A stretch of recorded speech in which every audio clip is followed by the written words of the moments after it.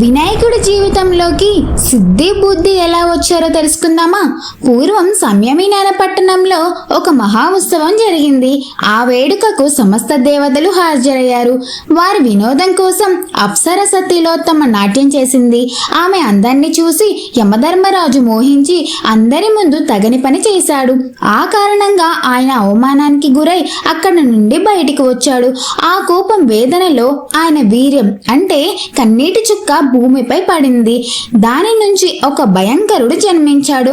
అతడు అనలాసురుడు. అనలాసురుడి అరుపులు అతని శరీరం నుండి వెలువడిన అగ్నిజ్వాలల నుండి 3 లోకాలను కుదిపేశాయి.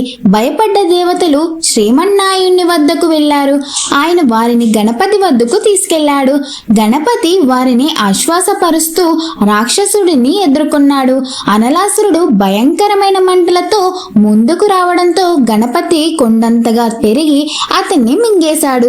కానీ అనలాసురుడు ఉన్న మంటలు గణపతి కంఠంలోనే దహనాన్ని సృష్టించాయి. ఆ వేడిని తగ్గించేందుకు ఇంద్రుడు చంద్రకళను అందించాడు. అందువల్ల గణపతికి పాలచంద్రుడు అనే పేరు కూడా వచ్చింది. ఆయన వేడి పూర్తిగా తగ్గలేదు. బ్రహ్మదేవుడు సిద్ధి బుద్ధి అనే శక్తులను బహుమతికి ఇచ్చాడు. వాటి వల్ల గణపతి సిద్ధి వినాయకుడు బుద్ధి వినాయకుడు అనే పేర్లు కూడా పొందాడట. విష్ణుమూర్తి 2 పద్మాలు సమర్పించాడు. అందువల్ల గణపతికి పద్మహస్తుడు అనే నామం వచ్చింది. శివుడు తన కంఠంలో విషాన్ని నిలుపుకున్నట్టు గణపతి కూడా అనలాసురుణ్ణి కంఠంలో నిలుపుకున్నందున ఆయనకు ఉపశమనంగా ఆదిశేషుణ్ణి ఇచ్చాడట. ఆ పామును పొట్టను చుట్టూ ధరించడంతో ఆయన వ్యాళభదుడు అని పిలువబడ్డాడు. అప్పటికి మంట పూర్తిగా తగ్గలేదు.